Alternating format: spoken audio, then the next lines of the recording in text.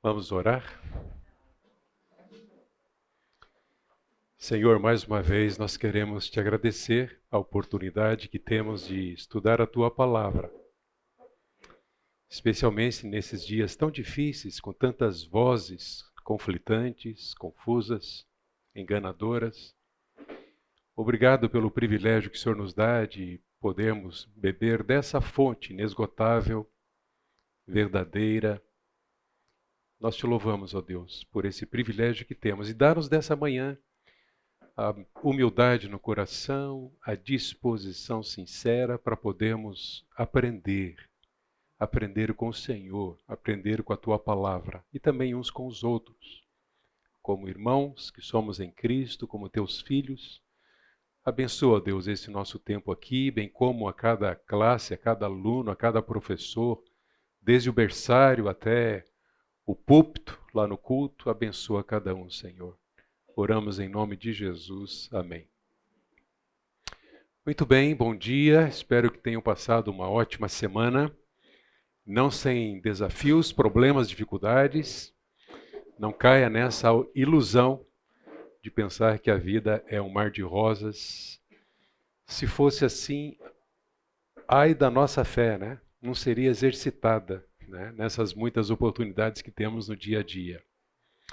Bem, nós temos tratado deste tema, este assunto, porque entendemos que pressuposições são fundamentos sobre os quais o nosso ministério de auxílio, de cuidado da alma, de aconselhamento, deve ser praticado. É sobre esse fundamento que devemos atuar.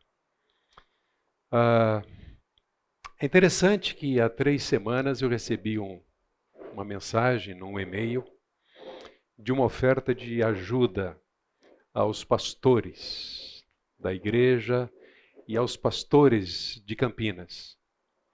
E essa profissional dizia mais ou menos assim: no ano de 2021 eu terminei a graduação de psicologia, estou me especializando na formação da abordagem Gestalt terapia e realizando os atendimentos psicoterápicos. Apresento então essa oportunidade aos pastores para que possam ser ajudados certamente nas suas necessidades, lutas de ministério, quem sabe algum abatimento. Sou filha de pastor e vejo essa dificuldade que os meus pais puderam enfrentar. Até que eu acordei e fui me preparar, não apenas para poder ajudá-los, mas para que também agora eu possa oferecer esse apoio psicoterápico aos pastores da região que queiram recebê-lo. E ainda um comentário. Ninguém procura um serviço de psicologia, especialmente a psicoterapia, se não está vivendo um sofrimento, seja dele próprio, seja de alguém muito próximo, sejam as duas coisas. E nesse sentido, a oferta de atendimento psicológico aos líderes religiosos vai de encontro a uma demanda real, numa proposta de cuidado desses cuidadores. Aprecio muito a motivação dessa profissional, se propondo a se preparar para poder ajudar aqueles que cuidam de pessoas. São os cuidadores, conforme ela menciona aqui. E a partir disso, eu fiz uma proposta a ela. A proposta é que ela pudesse conversar conosco para perceber a diferença que faz o aconselhamento bíblico, não apenas para diagnosticar os problemas do ser humano, das pessoas, incluindo pastores, mas também para lhes oferecer soluções permanentes e profundas. E eu disse a ela que terei muito prazer, se você der a oportunidade, para que eu compartilhe com você o que Deus tem feito no nosso meio, na vida de muitas pessoas, cristãs e não cristãs. E ela aceitou. Então, que Deus abençoe essa conversa, esse contato, para que ela possa somar a sua formação a algo que vai ser mais relevante, não apenas para a compreensão dos problemas, mas também para que possa oferecer soluções sobretudo a partir do fundamento bíblico. Orem sobre isso. Quem sabe ela se converta à proposta do aconselhamento bíblico, né? Mas sem jogar fora essa capacitação que ela tem, né? Que Deus deu oportunidade a ela. Muito bem. Continuando então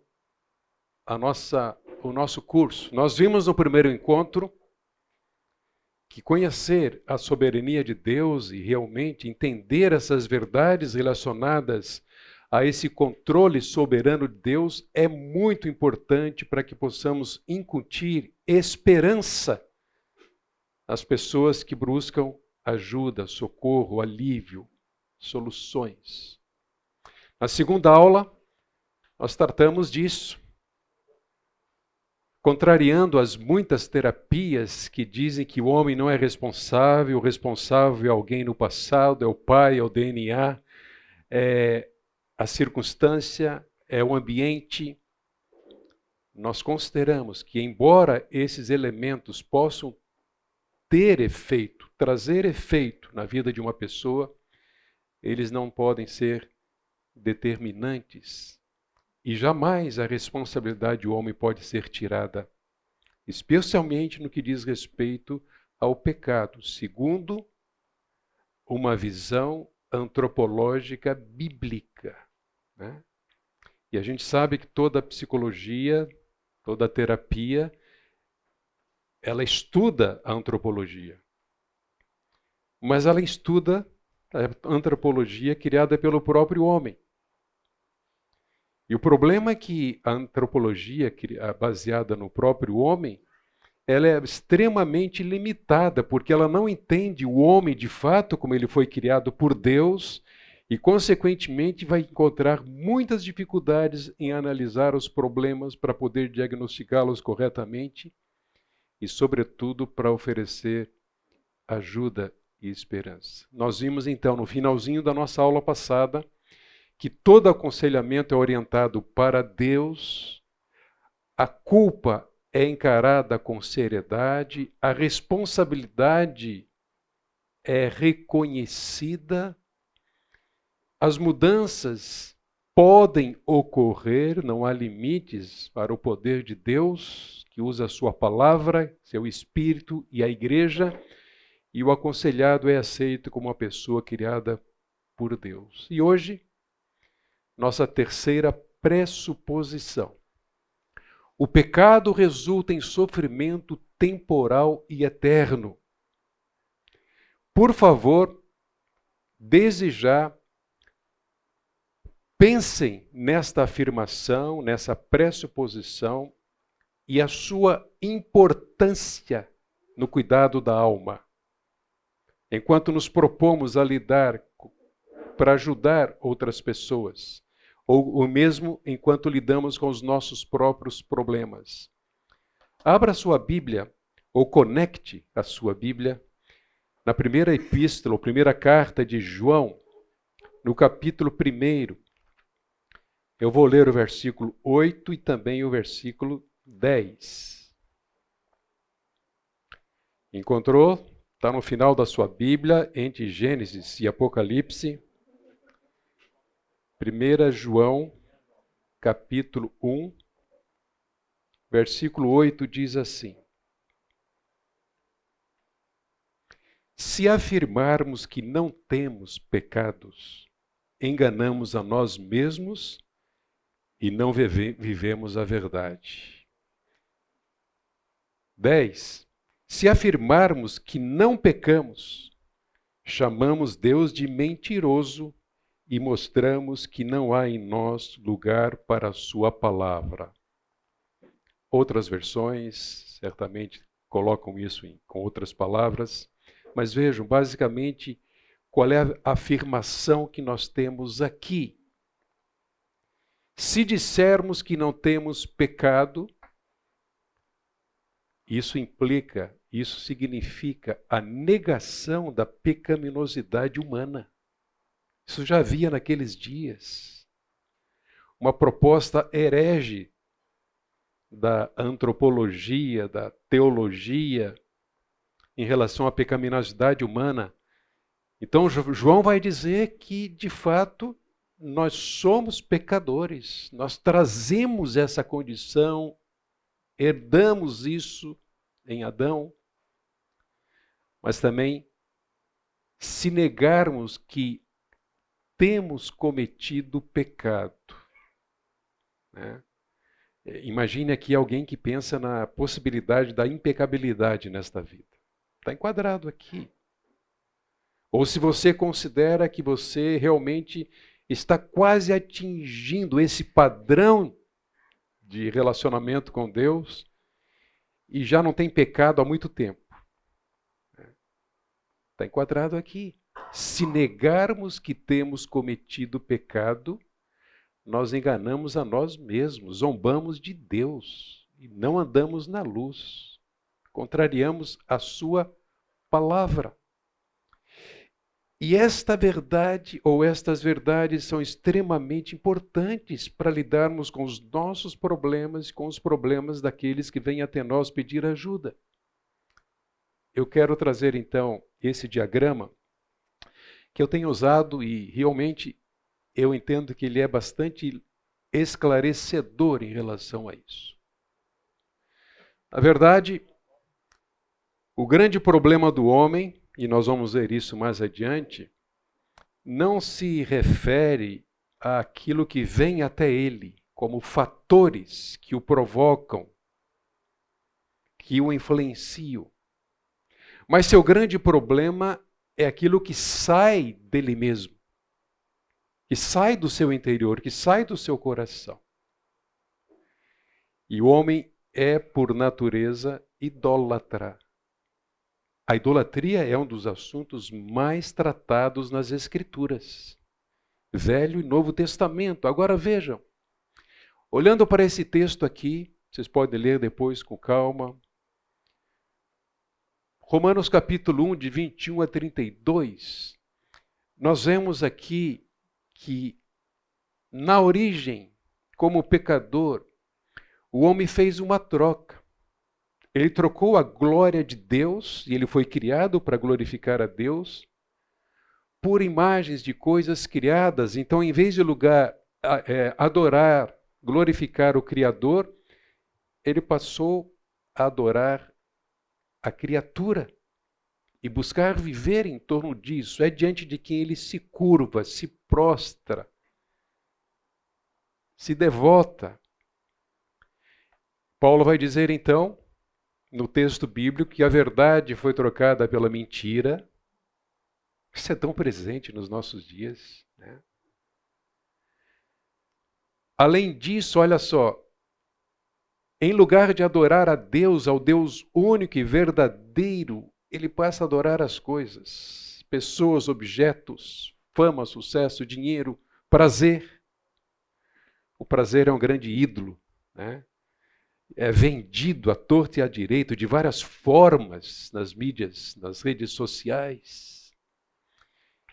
A obediência a Deus por iniquidade. Ele se afastou de Deus e continua se afastando de Deus. Agora notem que seus pensamentos, suas motivações e o seu comportamento foram afetados. Em função de um coração iníquo, perverso, distante de Deus, incrédulo, idólatra, que essa vida é toda ela influenciada. E quais são os resultados? Isso aqui é o que está dentro desse homem. Externamente, olha só os impactos listados ali por Paulo na vida do ser humano, na raça humana, nos relacionamentos humanos.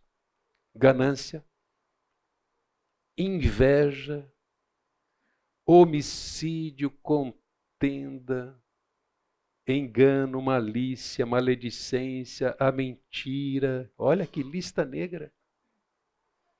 Arrogância, desobediência aos pais, soberba. E a lista não acaba aqui. Como nós podemos ajudar alguém se ignorarmos isso? Essa é a principal doença do ser humano. Obviamente que isso não significa dizer que todo sofrimento é consequência de pecado pessoal. Mas é certo que todo sofrimento tem a origem na queda, no desvio do homem de Deus. Então é muito importante nós compreendermos a partir daqui, para voltarmos à nossa afirmação, de que o pecado resulta em sofrimento temporal e eterno.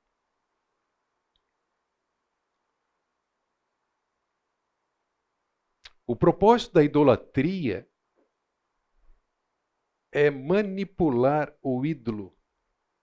Fernando mencionou isso na pregação em Lucas, outro dia. A idolatria manipula o ídolo para benefício próprio. Há um ídolo, ele está puxando, ele promete satisfazer, prazer pleno, ele é mentiroso, é enganoso. Ele não, o ídolo, ele não se preocupa com as consequências, mas ele atrai, seduz, cativa, escraviza. Mas é o coração humano que está manipulando esse ídolo para benefício próprio. Só que quanto mais ele se entrega ao ídolo, mais escravo ele é. Então, expressões do tipo, eu posso controlar, eu posso parar quando eu quiser, isso não é problema. Ou então, é neutro, uma prática neutra, ninguém está sendo ofendido, machucado, ferido, ninguém está vendo, não tem nenhum problema. O ídolo fala isso. Mas a pessoa se torna cada vez mais escrava. E não há como ela não sofrer consequências na sua vida aqui e agora e também na eternidade, perante o juízo de Deus.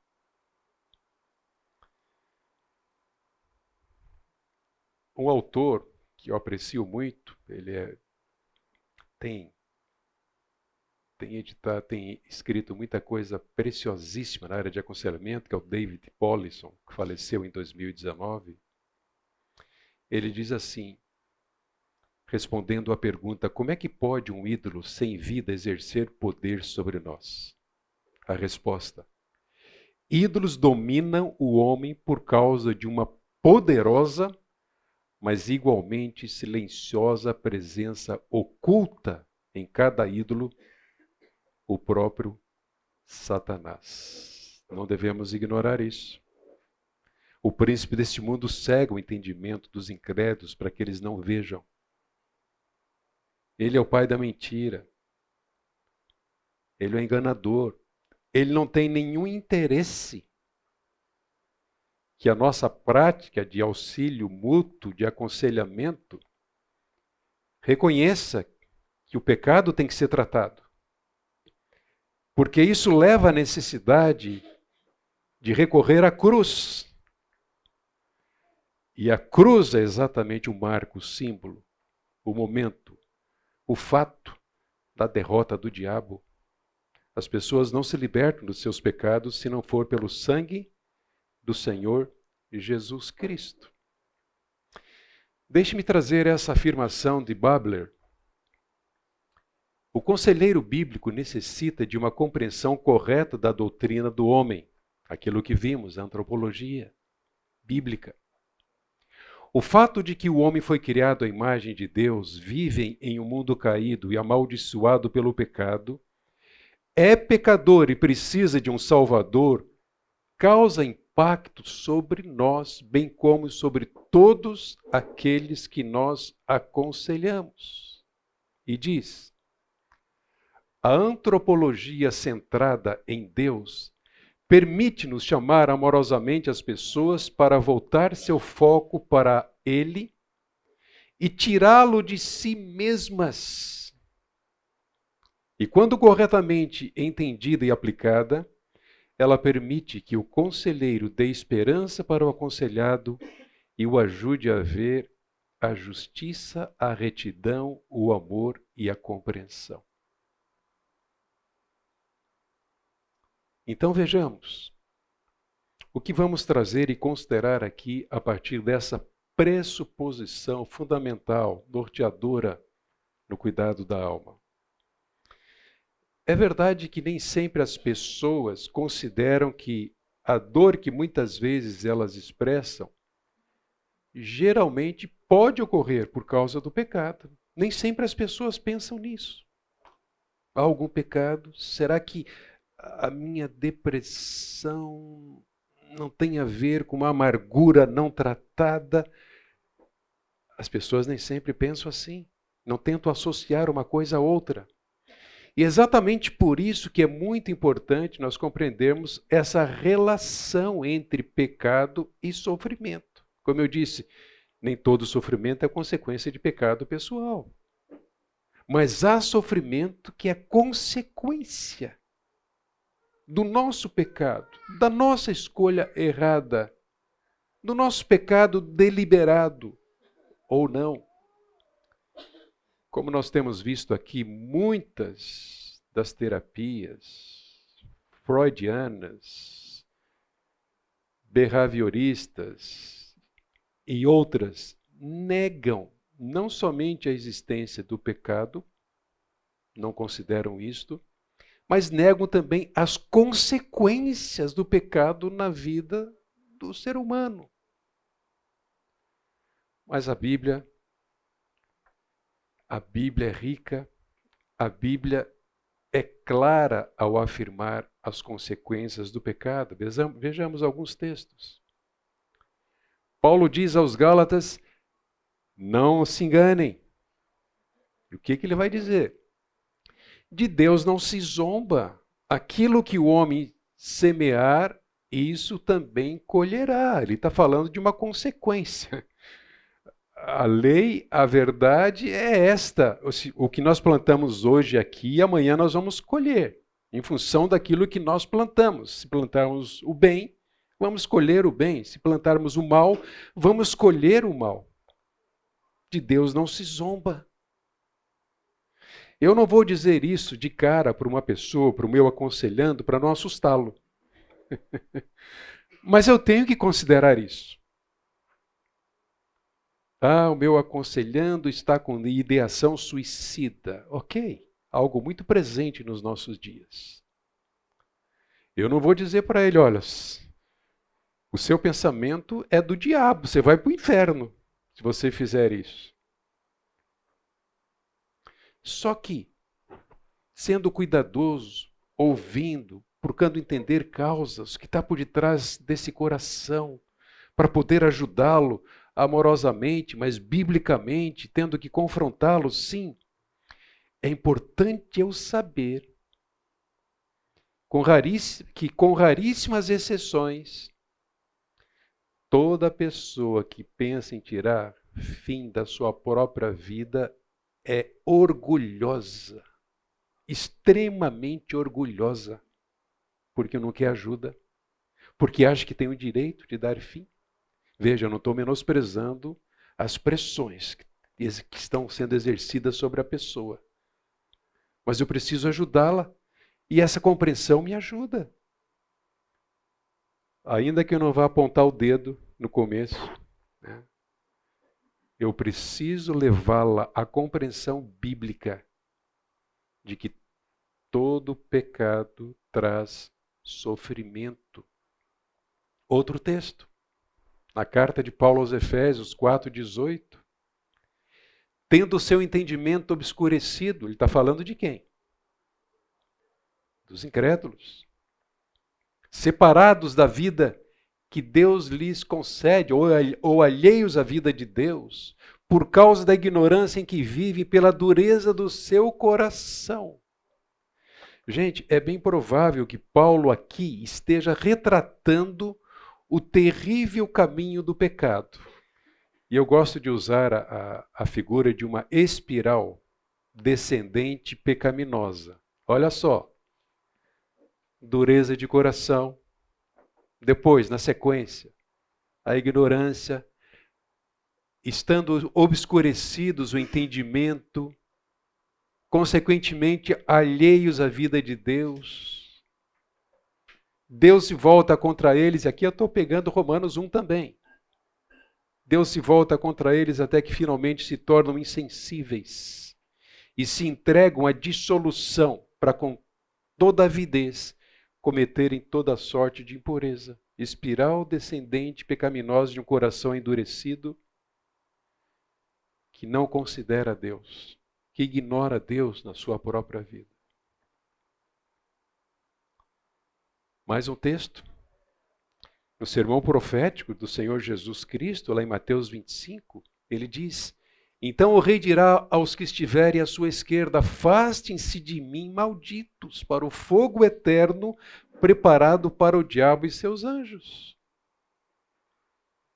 É uma sentença.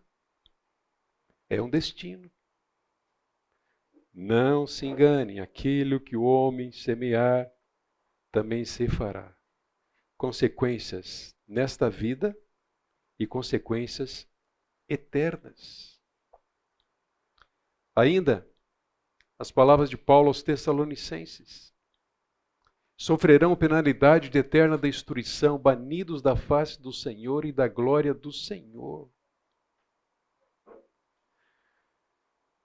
Certamente que, se alguém chega para você para pedir ajuda por causa de ansiedade, medo, pânico, depressão ou outro problema, e ela não conhece o Senhor Jesus Cristo como seu Salvador pessoal, você precisa apresentar o Evangelho a essa pessoa.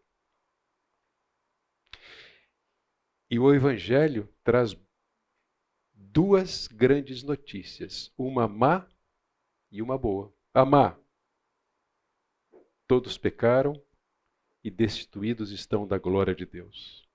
O salário do pecado é a morte. Então eu preciso ajudar essa pessoa levando a compreensão da sua real condição nesta vida perante Deus. O seu maior problema. Então eu vou lhe apresentar a boa notícia. Qual é? Deus prova o seu próprio amor para conosco, em que Cristo morreu por nós quando nós éramos ainda pecadores. Assim como o pecado entrou no mundo por um só homem, pelo pecado a morte passou a todos os homens. Mas pela obra de um só homem justo, a vida eterna está ao alcance de todos. Muitos aconselhados falham em relacionar o seu pecado com o sofrimento.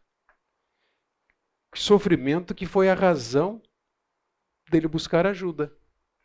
Ele veio por causa da dor, por causa do sofrimento, angústia, quebrado, partido, iludido, sem esperança.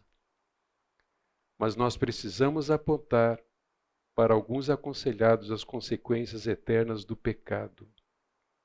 Mas como eu disse, aqueles que não conhecem a Cristo precisam ser evangelizados primeiro. Durante o ano todo de 2022, eu caminhei com um homem que, a gente poderia dizer, caiu aqui de paraquedas. Ninguém apontou, ele apenas... Alguém sugeriu que ele procurasse uma igreja evangélica e ele veio. E ele veio pedindo socorro. Eu entendi que era sincero o seu desejo de receber ajuda e ali começamos um longo processo que durou um ano. Não acabou ainda, de certa forma, porque de vez em quando eu entro em contato com ele e ele presta contas. E esse homem veio quebrado, já havia perdido a esposa, a filha, por causa do seu pecado, seu hábito escravizador, que começou pequenininho, não existe pecadinho e pecadão para Deus, mas era algo leve ainda, até que o levou ao fundo do poço, numa escravização terrível, que quase fez com que ele também perdesse um ótimo emprego que ele tem, a própria saúde, começou a definhar. Ele veio aqui. Ele não tinha nenhum conhecimento do Evangelho, de Bíblia, de Deus. E durante um longo tempo a gente caminhou apenas enquanto eu passava alguns princípios e orientações para ele se libertar do hábito escravizador. Eu me ocupei bastante em apresentar a ele o Evangelho do Senhor Jesus Cristo, até que ele entendeu. Ele entendeu, está sendo ajudado por outras pessoas, grupos de discipulado, mas a sua luta ainda é grande. De vez em quando ele cai. E ele precisa novamente da confrontação, da oração, para se levantar. Mas eu apenas estou descrevendo esse processo exatamente para que vocês percebam que nós apenas somos os facilitadores de uma obra que é de Deus. Mas Deus realiza a sua obra à medida em que nós apresentamos a verdade bíblica. Você é pecador. Seu problema maior não é seu vício. É a morte eterna. Sem Cristo você não vai se libertar. Então, apresentar a verdade bíblica, enquanto o Espírito realiza essa obra transformadora, santificadora no coração humano. Você é instrumento, eu sou instrumento, apenas nas mãos de Deus. Mas Deus nos usa, porquanto nos mantemos fiéis a Ele e à Sua palavra e não nos rendemos facilitando as coisas. Às vezes facilitamos porque queremos que a pessoa se sinta bem e nos enganamos. Porque não há sensação melhor do que alguém desfrutar da presença e da graça de Deus e da libertação que Deus opera.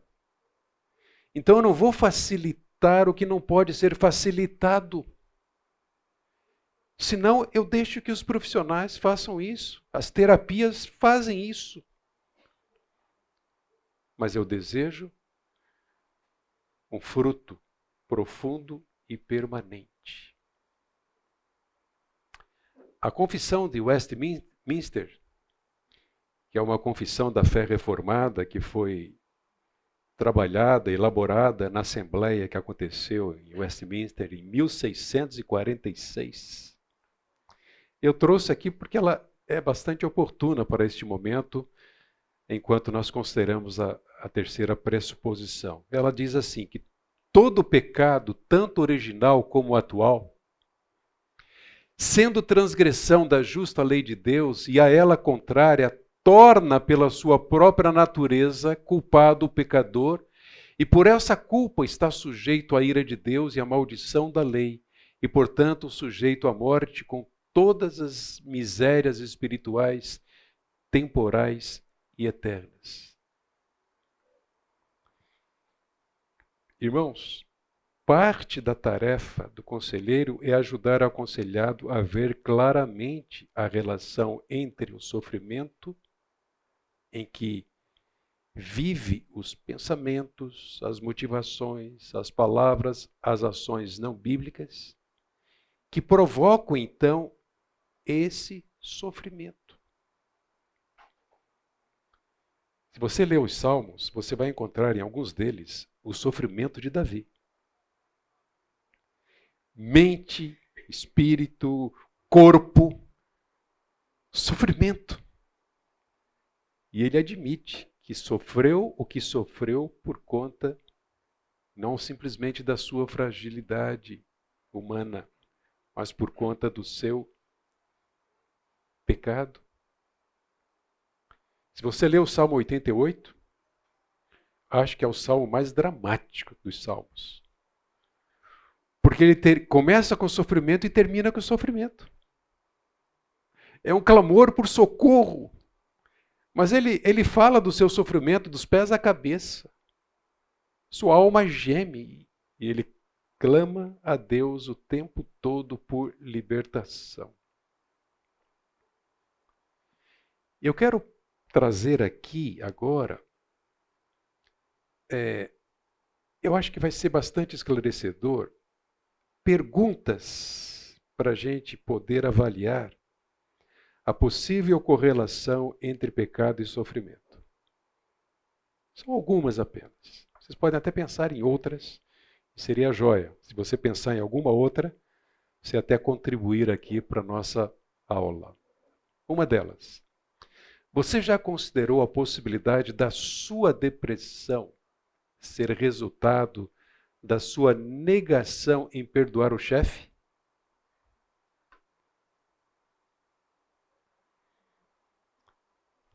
Deus tem me dado a oportunidade de ajudar um homem que, durante muito tempo, muito tempo, sofreu as consequências por não conseguir perdoar o sogro. Atuando numa mesma empresa, ele tinha umas ideias, empresa familiar muitas vezes é encrenca, né? Se misturam as coisas. Mas esse genro, ele arranjava muita encrenca. E achava que ele mesmo poderia mudar o sogrão. O que não aconteceu nunca. Mas durante esse processo de aconselhamento, um dos assuntos principais a ser considerado era exatamente isso, trabalhar o perdão nele. E para trabalhar o perdão, você precisa, de fato, apresentar e apontar para a obra de Jesus e o seu perdão para conosco. Com alegria, eu posso dizer que somente agora, nesses últimos, 2 meses, é que eu tive a grata satisfação de perceber que ele se libertou do sogro. Ele perdoou. E é interessante que mudou o semblante.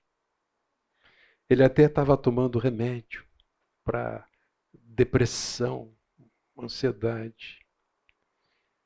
Ele já se abriu para crescer, para fazer um curso, para receber discipulado. Então vejam, essa foi uma pergunta. Você já considerou a possibilidade da sua depressão ser resultado da sua negação em perdoar o sogro? Ou a sogra? Ou alguém que talvez não deixe você dormir em paz, né? Ou prive você de um relacionamento sincero, transparente, sem medo, né, dessa pessoa. Outra pergunta. A Bíblia ensina que Deus disciplina aqueles a quem ama. Você acha possível estar sendo disciplinado por Deus por algum pecado e estar menosprezando a disciplina dele? Olha só. A ideia aqui é avaliar a possível correlação entre pecado e sofrimento. Isso é algo também comum nos nossos dias. A disciplina por causa de algum pecado e a pessoa ignora isso. Não vê a mão de Deus. Não entende que é Deus que está, né, às vezes puxando o tapete. E a pessoa sofrendo as consequências, porque ela insiste em levar aquela vida pecaminosa, desregrada e longe de Deus. Deus não tarda, especialmente se é um filho de Deus, ele quer o melhor. E a disciplina de Deus, a disciplina bíblica, não é incompatível ao seu amor. Pelo contrário, é manifestação do amor de Deus, porque visa restaurar, corrigir, trazer de volta, abençoar a pessoa. E por falar abençoar, vamos a um cafezinho? 10 minutos?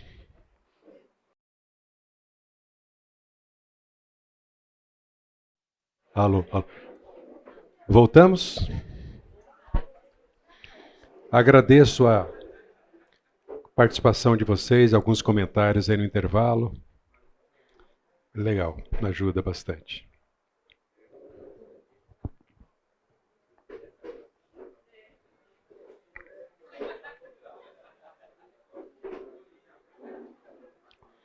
Deixa eu trazer agora, em função dessas perguntas para avaliação, alguns exemplos. Então, vamos pensar aqui em exemplos de possível correlação entre pecado e sofrimento.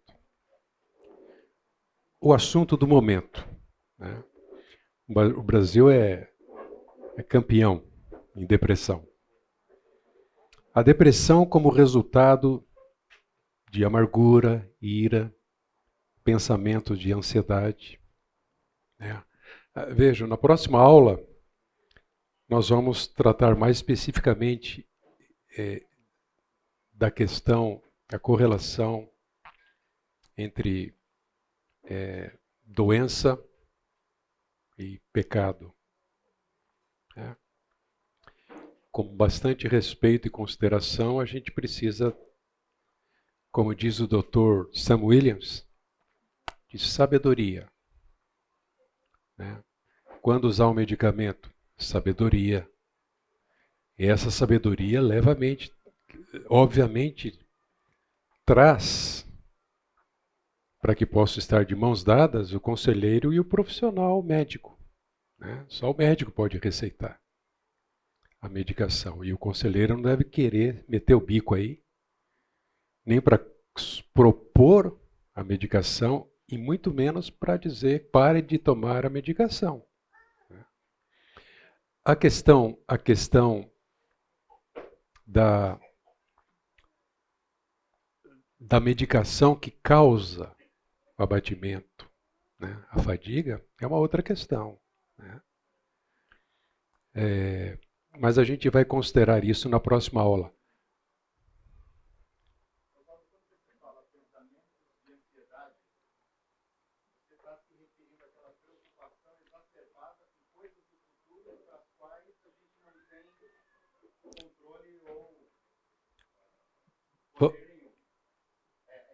É isso aí. Agradeço a ajuda. O Fernando pregou 2 mensagens sobre isso. Acho que a gente teve bastante clareza quanto a essa ansiedade pecaminosa. Né? Mas olha só, de acordo com o DSM, que é o Manual de Diagnóstico de Transtornos Mentais da APA, Associação de Psiquiatria Americana, os sintomas mais comuns da depressão são falta de apetite ou comer em excesso, insônia ou hipersonia, falta de energia ou fadiga, baixa autoestima, falta de concentração ou dificuldade em tomar decisões, sentimento de falta de esperança, sentimentos de ansiedade, culpa, ira e falta de amor. Nós encontramos isso na Bíblia? Encontramos. Todos esses sentimentos ou essas manifestações que os próprios profissionais usam para classificar a depressão. Dizer se a pessoa tem depressão ou não. A Bíblia não usa o termo depressão, mas cada um desses sintomas aparecem, né? Sintomas comuns aparecem nas Escrituras. Então vamos lá. A depressão com resultados de valores incorretos. Pensem nisso. Vou trazer aqui alguns exemplos. Primeiro, amar o que Deus diz para não amar e não amar o que Ele diz para amar. Um desejo sobre algo que Deus não deseja. Um desejo intenso por obter, possuir ou ser. Isso pode causar a depressão. Ou a ansiedade. Como diz o Dr. Marcos Romano, cerca de 85% de diagnóstico de depressão são falsos, né? Não podem ser provados. Suspeita-se, imagina-se a tentativa de ajudar a pessoa. Desejar coisas que Deus diz para não valorizar e não valorizar o que Ele diz para valorizar. Qual é o grande mandamento? Amar a Deus sobre todas as coisas.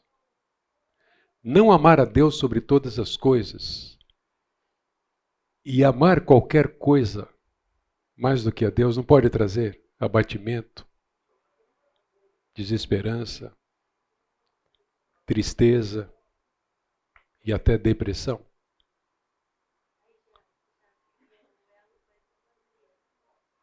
O elo com a idolatria, sim. Quem ocupa o centro do coração, quem está lá no trono. Né? Não buscar as coisas lá do alto, mas buscar mais as coisas aqui da terra. Pode trazer depressão. Então nós estamos refletindo aqui sobre associação. A depressão como resultado de valores incorretos na vida de uma pessoa. Salomão, no livro de Eclesiastes, ele fala da vida e descreve esse ciclo ou círculo vicioso. Né? A gente dorme, acorda, levanta, trabalha, né? Outro dia a mesma coisa, tal. Ele diz, eu não privei a mim mesmo de obter tudo aquilo que o meu coração quis. Tudo aquilo que eu quis, eu consegui. Tinha posses, tinha grana. Mas ele vai declarar que o que trouxe satisfação e sentido para a sua vida foi quem? Tudo aquilo que ele obteve? Não. Nem as muitas mulheres, aliás, muitas mulheres encrenca, né? Mas ele se deixou perverter, o seu coração se tornou idólatra, né? Buscando satisfazer os seus desejos. Ele podia. Mas o que se destaca no livro é que, de fato, ele encontrou sentido, vida, significado. Além do tudo é vaidade, né? Em Deus. E é isso que faz sentido, isso que traz suporte, sabedoria, força para lidar, mesmo que algum elemento físico, biológico esteja lá, causando sofrimento. Né? Nós conhecemos pessoas assim. A maioria dos cristãos, gente, consegue enxergar a relação entre ações pecaminosas e emoções dolorosas. Né? Por exemplo, você consegue trazer algum exemplo aqui? De alguma ação pecaminosa e emoção dolorosa.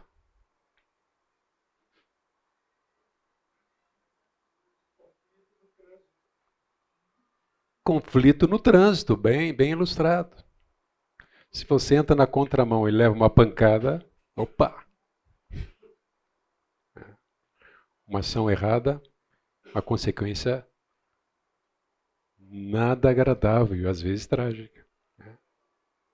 É essa associação que nós precisamos fazer. Mais uma situação, ainda sobre a depressão. Procurar a recompensa nesta vida e não se importar com as recompensas no futuro. Não é à toa que Paulo nos exorta: pensai nas coisas lá do alto e não nas que são aqui da terra. As que são aqui da terra trazem a ferrugem, consomem, os ladrões roubam. Jesus mesmo falou disso no Sermão da Montanha. Então, se a pessoa coloca a sua expectativa, a sua esperança em alguma coisa, em alguma pessoa, em alguma capacitação, e ela perde isso, ela está vulnerável ao abatimento, a se deixar levar e até mesmo à depressão. Embora, vejam, embora a depressão ela precisa levar em conta principalmente o que sai de nós e não tanto o que vem até nós. O que vem até nós, seja uma doença, seja um trauma, seja uma perda, precisa ser levado em conta, mas não é determinante por causa de Deus e dos seus recursos. Então, uma pessoa que sofreu isto ou aquilo, seja fruto de uma doença, de uma perda ou de outra situação triste ou até mesmo dramática, ela não está condenada a viver triste o resto da vida. Pelo contrário, nós temos visto exemplos no nosso meio. Quem faz a diferença é o Senhor, né? É o relacionamento com Ele, é a centralidade de Cristo no coração humano. Alguém quer falar aqui? Quem?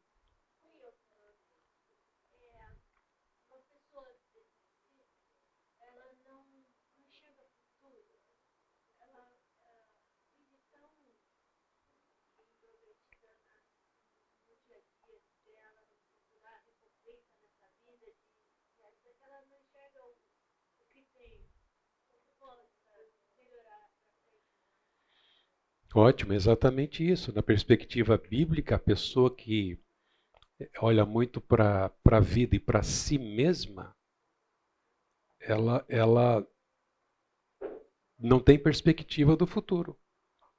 Porque ela vê que as coisas acabam, os ladrões roubam, a traça destrói, a vida é incerta, a estabilidade profissional não traz segurança. Enfim, há tantas situações que nós poderíamos mencionar aqui. E a ideia da pessoa deprimida é que ela é alguém que está prostrada, né? Abatida, mas olhando muito para o seu próprio umbigo, né? Ai de mim, ninguém olha para mim, eu não posso, eu não consigo. Então a gente precisa ajudar essa pessoa biblicamente a levantar e olhar para o alto, e não para o seu próprio umbigo, né? Mas a gente, olha só, ao mesmo tempo a gente está sofrendo uma pressão muito grande dessa cultura psicologizada da busca pela autoestima. Tudo que eu quero é ser amado, então não posso ser contrariado, né? Eu acho que eu citei aqui já um exemplo, né, de uma aluna. Se eu estiver enganado, Carmo, pode me corrigir. Mas uma aluna do Rio Branco que parece que bateu nos pais já idosos em frente à escola e que estava sendo orientada pelo profissional da psiquiatria. A orientação é que os pais não deveriam contrariá-la, deixá-la ser ela mesma, né? Então, vamos lá, alguns exemplos. E agora são exemplos de relação entre ações pecaminosas e emoções dolorosas. O marido escravizado ao álcool que agora sofre por ter perdido o emprego e causado grande conflito conjugal, gerando instabilidade e o risco do divórcio. A gente vê isso. É triste, né? Uma situação triste. Graças a Deus. Deus tem usado a sua palavra, a igreja, pessoas como o Ivan, que há anos trabalha com pessoas assim, destroçadas, na sarjeta, na rua, né? Esta semana mesmo ele ia receber uma pessoa aqui para aconselhar. Caiu de novo no vício. Consequências. O marido escravizado, alcoólatra, gerando instabilidade e risco à família. Vemos uma relação aí, com certeza. Traz tristeza, traz abatimento, traz dor, traz depressão. Outro exemplo. Só vou trazer exemplo de homens aqui hoje. Não, não, não. Não, não, não. O marido adúltero, que agora sofre de tristeza e solidão por causa do abandono da esposa do casamento devido ao adultério. Como isso está presente nos nossos dias. 50% dos casos de aconselhamento que a gente recebe tem a ver com conflitos conjugais e alguns deles questões mais sérias como adultério. É uma característica dos nossos dias. Os homens serão afeiçoados a isso. Impuros, irreverentes, amigo dos prazeres, mais amigos dos prazeres do que amigos de Deus. Por isso que ao primeiro sinal da imoralidade, a gente precisa dobrar os joelhos, clamar a Deus, chamar a pessoa, conversar, oferecer esperança. Qualquer que seja. Existem muitos adultérios, né? Existe inclusive adultério profissional. Trocou o cônjuge pela profissão. O adultério espiritual é quando se troca Deus por qualquer outro Deus. Né? Tanto que Tiago usa a palavra adúlteros ao se referir às paixões desenfreadas, enganosas no coração humano, buscando as coisas do mundo para satisfazer e ocupando o trono que pertence a Deus. E hoje há tantas formas de adultério, né, como a pornografia é adultério. Aqui na igreja a gente trata a pornografia como trata o pular a cerca. Não é diferente. Ambas acontecem no coração. Né? Desonram a aliança, quebra o pacto, ofende o cônjuge, e a gente trata com seriedade isso. Então vejam, mais uma relação aqui. Outra, agora as mulheres. A esposa que durante muito tempo trocou o marido pelos filhos e agora sofre por ter contribuído para a frieza dele no relacionamento. Já viram isso? Claro que sim, eu já vi. Né? Nasceu a criança, pronto. O marido ficou para escanteio. Literalmente, para escanteio. Né? Os anos vão se passando, a coisa continuou. Aí o filho sai de casa e agora fica um olhando para o outro.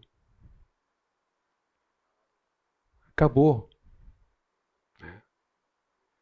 Isso traz consequências e emoções dolorosas. Né? É triste isso. Mais um. Para ficar equilibrado, 2-2. A esposa viciada em remédios ansiolíticos. Para deixar calminha, para lidar com as situações, que a levou a uma prostração e sentimentos de culpa e tristeza. Estou lembrando aqui de situações assim. Nesse caso, a pessoa era quase que imprestável para as suas responsabilidades, compromissos familiares, etc. Viciada. Né? O problema aqui é o vício. Veja, nada contra a medicação prescrita, com responsabilidade, conforme a necessidade, por profissionais. Mas aqui é o vício de um remédio ansiolítico. Meus irmãos, como nós precisamos ser criteriosos e sábios em relação a isso.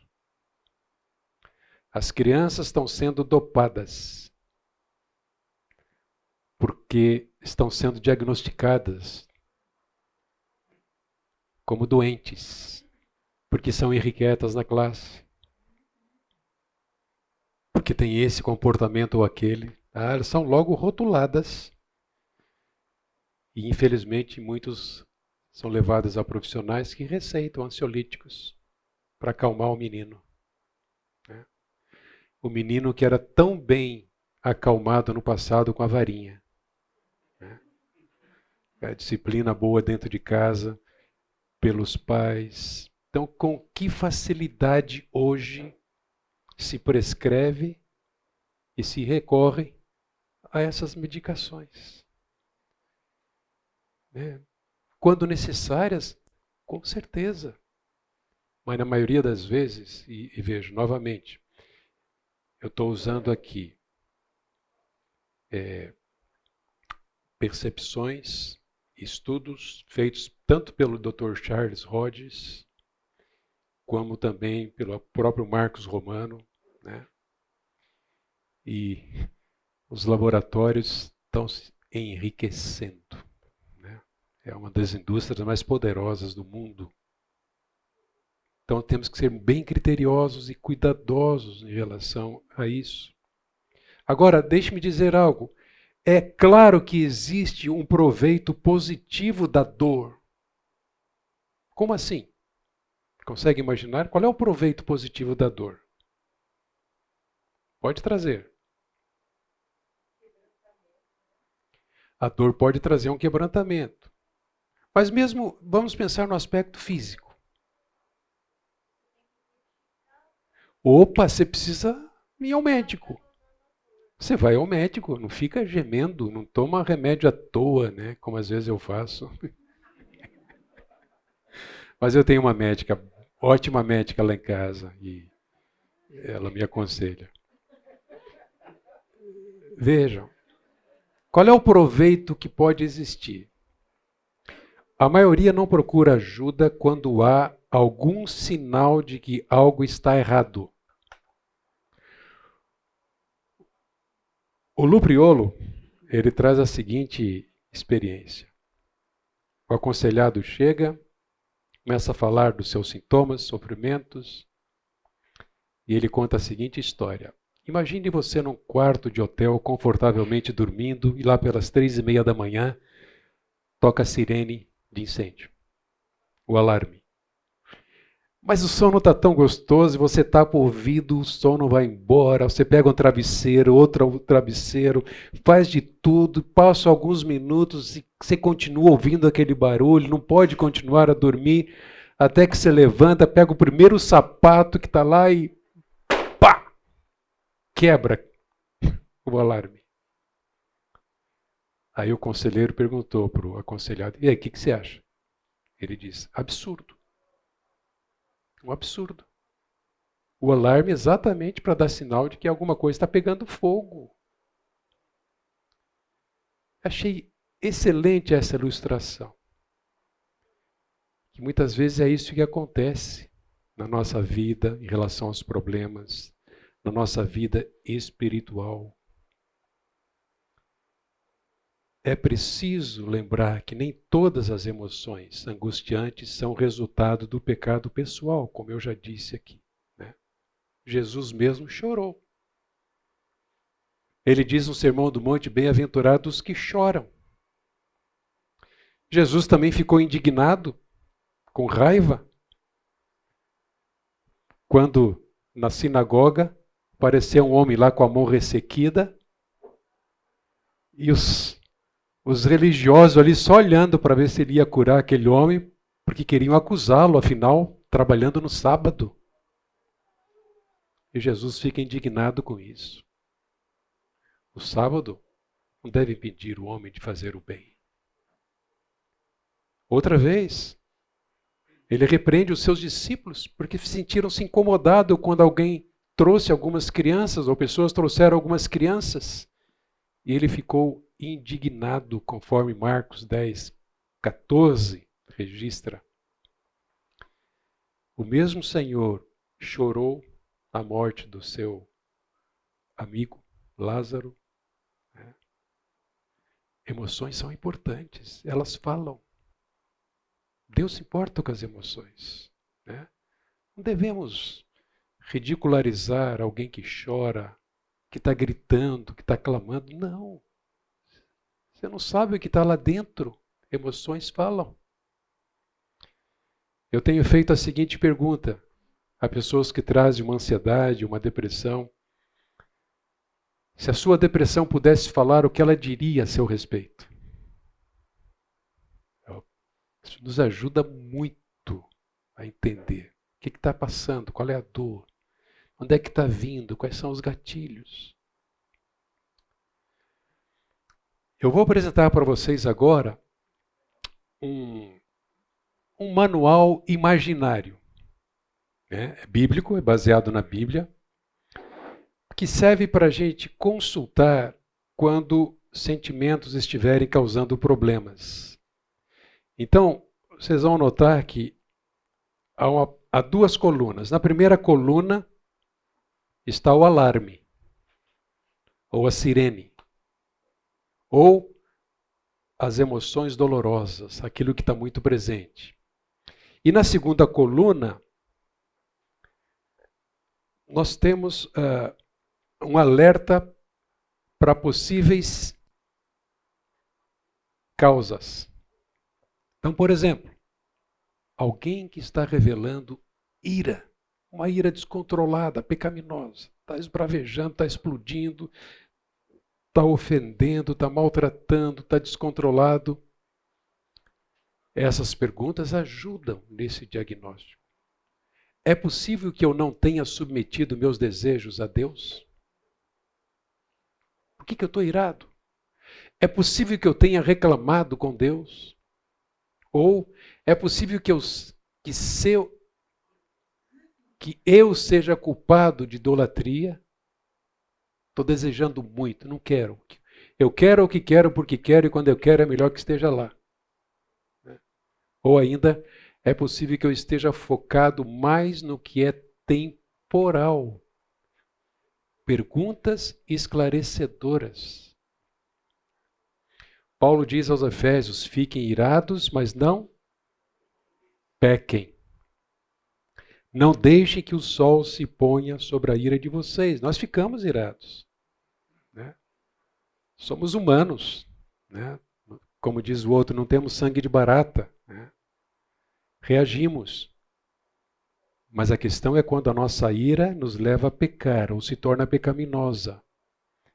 Por isso ele diz, não peque.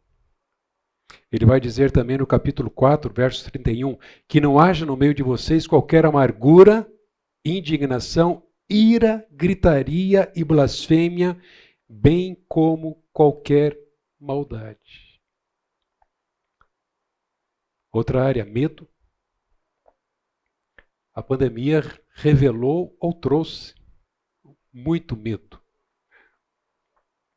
É possível que eu não ame a Deus como deveria? Mas por que essa pergunta? Porque Salomão diz que quem tem medo dos outros cai numa armadilha, mas o que confia no Senhor está seguro. Então, medo é traiçoeiro. Né? A minha confiança em Deus me livra do medo. É possível que eu não confie em Deus como eu deveria. É possível que eu não ame meu próximo como deveria. E ainda é possível que eu esteja focado mais em mim mesmo. Está lá de novo o problema da idolatria. Eu, meu, tudo eu. Né? Isso traz consequências. Isso gera medo. Porque nós nunca seremos satisfeitos como gostaríamos sempre. Além disso, nós somos fracos, limitados. Outro tema, problema presente, bem presente nos nossos dias, ansiedade. É possível que eu não confie em Deus como deveria. Não estou entregando, eu estou segurando. É possível que eu tenha um sistema de valores secular. O que Lucas diz ali, no capítulo 12. Né? Qual é o meu tesouro? Né? Em quem coloco a minha confiança? É possível que eu tenha medo de perder alguma coisa. Essa é uma pergunta que ajuda muito a esclarecer. Porque o medo de perder revela o foco do meu grande desejo. E é bem provável que esse desejo é tão grande que é maior do que o desejo de agradar a Deus. Isso gera ansiedade. É possível que eu seja culpado de pensamentos ou ações pecaminosas.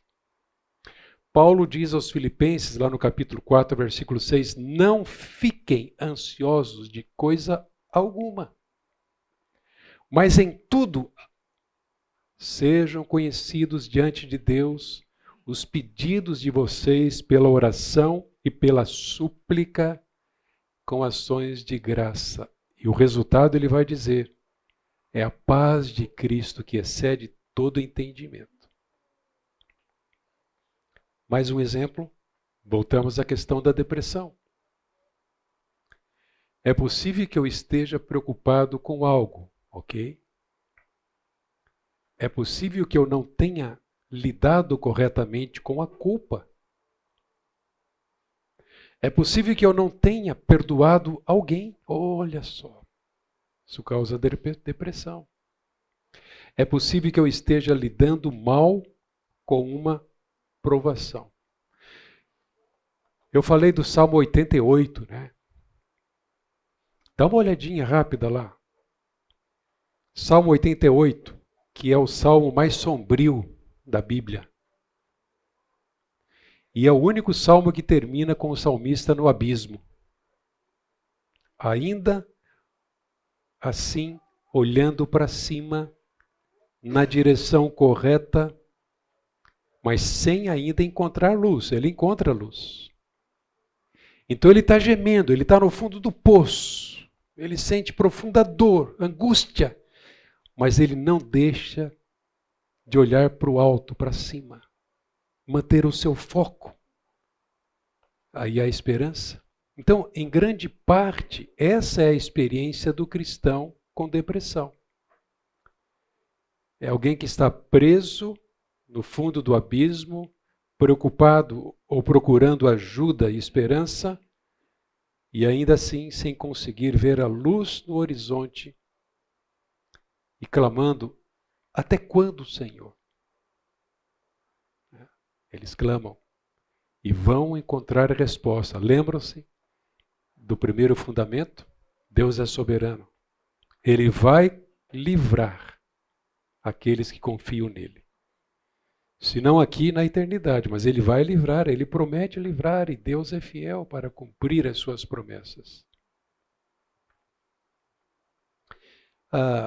Então, retomando um comentário que eu já fiz aqui, qual é a origem, né, que está por detrás da depressão? Como eu disse, é importante considerarmos o que vem até nós, pessoas, circunstâncias, o diabo, até mesmo o nosso próprio corpo, com doenças, o que vem até nós, e especialmente o que sai de nós. Como é que o nosso coração reage a essas situações provocadoras? Provérbios diz, capítulo 12, versículo 25, a ansiedade do coração do homem o abate, mas a boa palavra o alegra. O passado é relevante. Eu não vou menosprezar. Aliás, se eu não der atenção a isso, quando alguém compartilha a sua história, sua vida de sofrimento, o que a levou, ou levou essa pessoa a esse momento de sofrimento e dor, eu vou ter muita dificuldade em inspirar nessa pessoa confiança, esperança, porque o passado é relevante, mas, ouçam bem isso, meus irmãos, o passado é relevante, mas não determinante. Por isso que eu aponto para Cristo, para a suficiência das Escrituras, porque mudanças são sempre possíveis. Por causa da graça de Deus em Cristo, que usa a sua palavra, seu Espírito e a própria igreja. Mais um, amargura. É possível que eu não tenha perdoado alguém que me magoou. Normalmente, em coração amargurado, tem como causa o não perdoar uma ofensa sofrida, recebida. É possível que eu tenha falhado em confrontar biblicamente. É possível que eu não esteja vencendo o mal com o bem, ou ainda é possível que eu esteja focando mais na pessoa que me ofendeu do que em glorificar a Deus. O que Hebreus 12:15 diz? Alguém pode ler?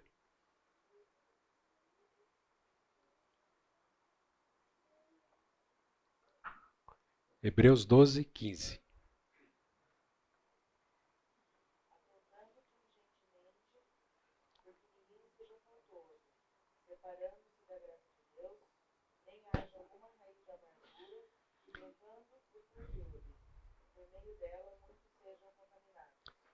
Olha a perturbação aqui. Que não haja nenhuma raiz de amargura brotando, cause perturbação. Que brotando cause perturbação.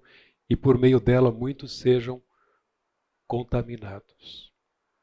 Algumas áreas, alguns exemplos e perguntas esclarecedoras sobre essas questões. Apontam para Deus, apontam para a responsabilidade humana, apontam para a necessidade de tratamento, sobretudo no coração, para que haja mudança também no comportamento. Finalmente, como descobrir as respostas para os sentimentos do aconselhado? Primeiro, apresente coragem a utilizar as Escrituras. Se o meu aconselhamento é bíblico, eu tenho uma autoridade, eu tenho uma fonte, eu tenho uma luz, eu tenho um fundamento, eu tenho uma verdade que funciona. A palavra de Deus é viva e eficaz, diz o autor de Hebreus. Ela é mais cortante do que qualquer espada de 2 gumes. Já viram uma espada de 2 gumes? Tem fio dos 2 lados. Penetra até o ponto de dividir alma e espírito. Na verdade, está usando esses termos aí para falar do poder de penetração, de convencimento, de esclarecimento da palavra de Deus. É apta para julgar os pensamentos e propósitos do coração. Paulo diz aos Coríntios, 1 Coríntios 2:13, disso também falamos não em palavras ensinadas por sabedoria humana, mas ensinadas pelo Espírito, conferindo coisas espirituais com espirituais, ou seja, interpretando verdades espirituais para pessoas espirituais. Eu vou conferir. Eu não cedo à tentação de uma proposta humanista que tenta empurrar para dentro da Bíblia seus conceitos, suas ideias, para tirar algumas partes da Bíblia, para tornar as suas terapias mais aceitas. Não. O meu conselho sai das Escrituras. Por isso que eu preciso encorajar a pessoa a estudar a Bíblia, a ler as Escrituras. Suas palavras, atitudes e ações ajudarão a discernir biblicamente, com certeza. Por isso que qualquer um de nós, se quisermos ajudar alguém, a primeira coisa que temos que fazer qual é? Ouvir. Ouvir. Deixa a pessoa falar. Faça perguntas abertas e não fechadas, para que ela não responda sim, não, sim. Deixa ela abrir. Perguntas abertas, para que ela possa abrir o coração e você vai entender através de palavras, atitudes e ações para que possa ajudá-la a discernir isso biblicamente. Pensamentos e motivações não devem ser julgados, né? Desculpe se eu vou repetir o que eu vou dizer agora aqui. Não me lembro de ter dito, mas é provável. Se nós realmente devemos estimular e desenvolver uma cultura de cuidado mútuo na igreja, isso significa que nós não podemos julgar aqueles que não são igual a nós. Por exemplo, alguém que ainda não voltou para a igreja depois da pandemia. Né? Eu preciso, ao menos, saber o que está acontecendo. Porque se eu chego para a pessoa, você está ausente lá, olha, foi feita a chamada, o pastor fez a chamada de todos os membros e seu nome não aparece já há mais de um ano. Qual é a motivação maior para que alguém esteja na igreja? É a adoração. Então, essa expressão de adoração, que é a nossa expressão, enquanto nos reunimos, ela precisa ser motivada por um coração disposto a adorar. Mas o que está impedindo isso? Tudo bem, ela gosta de ficar agora, se acostumou em acompanhar os cultos de pijama, que é mais confortável? Não. Tem algo lá dentro, né, que eu preciso saber. Pode ser medo. Pode ser esfriou, está longe de Deus. Pode ser algum outro obstáculo. Portanto, não julguem nada antes do tempo, diz Paulo, até que venha o Senhor, o qual não somente trará à plena luz as coisas ocultas das trevas, mas também manifestará os desígnios dos corações. E então cada um receberá o seu louvor da parte de Deus. Estou terminando.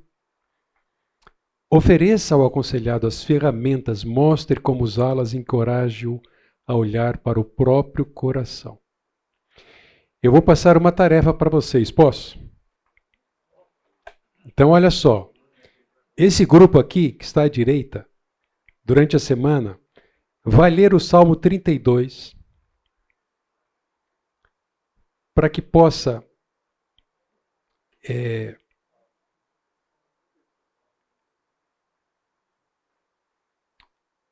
perceber a dinâmica entre pecado e sofrimento. Como é que aconteceu isso na vida de Davi? Reflita em cima disso. E esse grupo aqui à minha esquerda, Salmo 38, 32 e 38.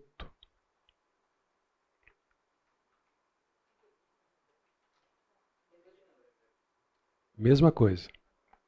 Qual a dinâmica aí entre pecado e sofrimento? E por fim, é indispensável estar convicto do pecado e tratá-lo devidamente para então poder substituir um hábito mau por um bom hábito.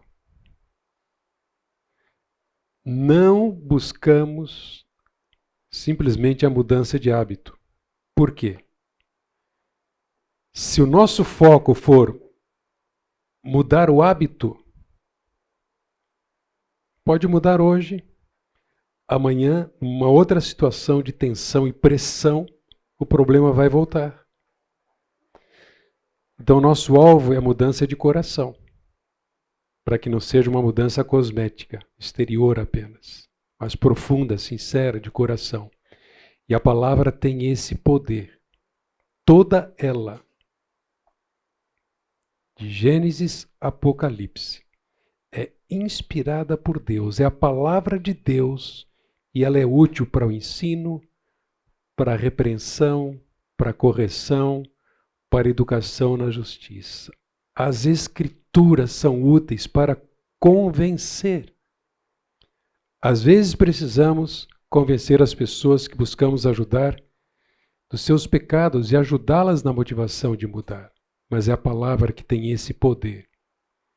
Nós precisamos estar convictos do pecado antes de investirmos para a mudança de um hábito por outro. E naturalmente, meus irmãos, e graças a Deus por isso, a Bíblia está repleta de textos de repreensão, de exortação, de convencimento que mostram a relação pecado e sofrimento. Obrigado a Deus por esse tempo aqui. Que o Senhor tenha e encontre liberdade em nós, tão carentes que nós somos, para ministrar ao nosso coração, para que as soluções para os nossos problemas sejam as tuas e os recursos usados para o nosso crescimento e saúde espiritual sejam os teus recursos.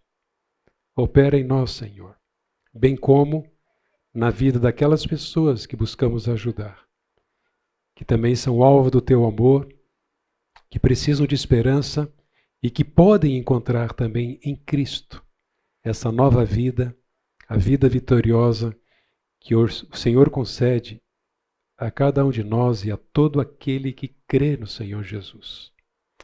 Continua a nos abençoar ao longo desse dia, em nome de Jesus. Amém. Obrigado, bom domingo, Deus abençoe vocês.